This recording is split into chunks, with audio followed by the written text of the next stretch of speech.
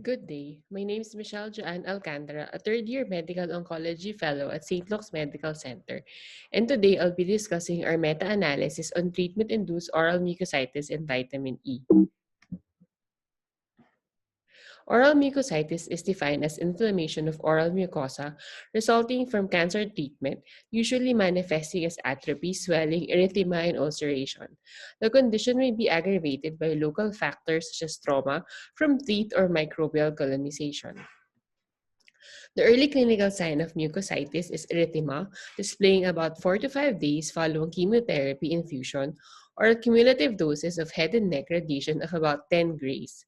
7 to 10 days after chemotherapy, or a cumulative radiation doses of 30 grays, ulcers develop, resulting in evident discomfort. In this figure, you can see the severity of oral mucositis, from soreness and erythema into ulcers with extensive erythema.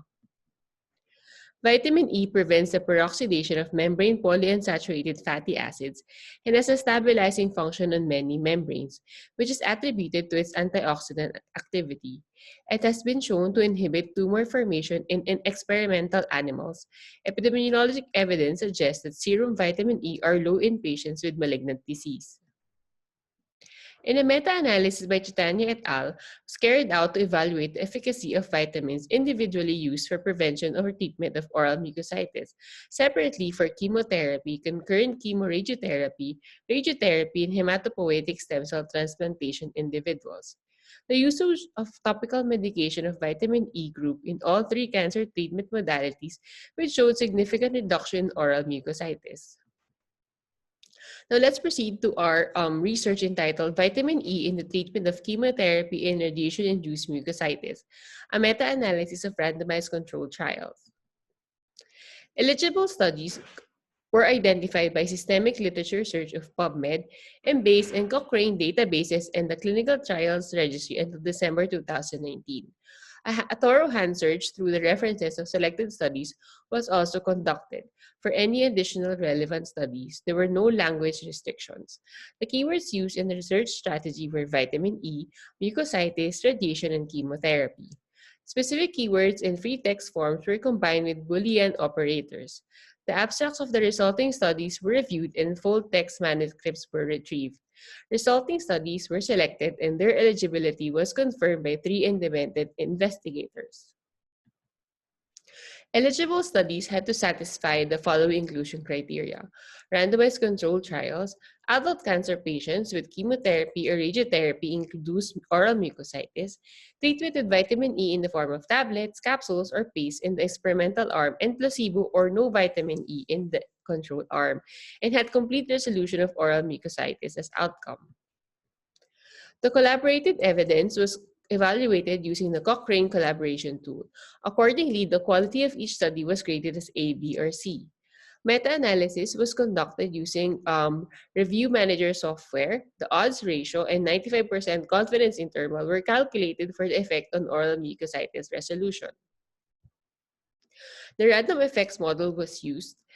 The To obtain a quantitative measure of the degree of inconsistency in the results of the studies, the Higgins I-square index was computed. Subgroup analysis was done to reduce heterogeneity, and funnel plots were generated using RevMan to detect publication bias.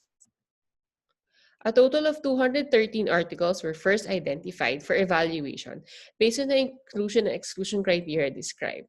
Four articles with a total of 195 patients were eligible for the meta-analysis. This table shows the characteristics of the included studies. This figure showed a statistically significant higher rate in improving more oral mucositis severity among patients treated with the vitamin E. The trials have moderate heterogeneity, and the funnel plot generated showed mild asymmetry. The moderate heterogeneity may be due to a number of interstudy and intra-study variability, such as the type of treatment done to the patients, whether chemotherapy or radiotherapy, tumor type, dose and administration of vitamin E, and duration of treatment.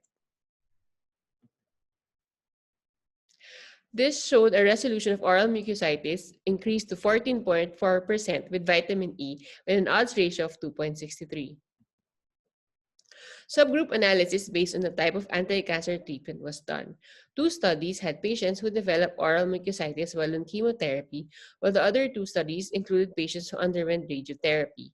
The pooled estimates of both subgroups showed a non-significant trend towards favoring vitamin E.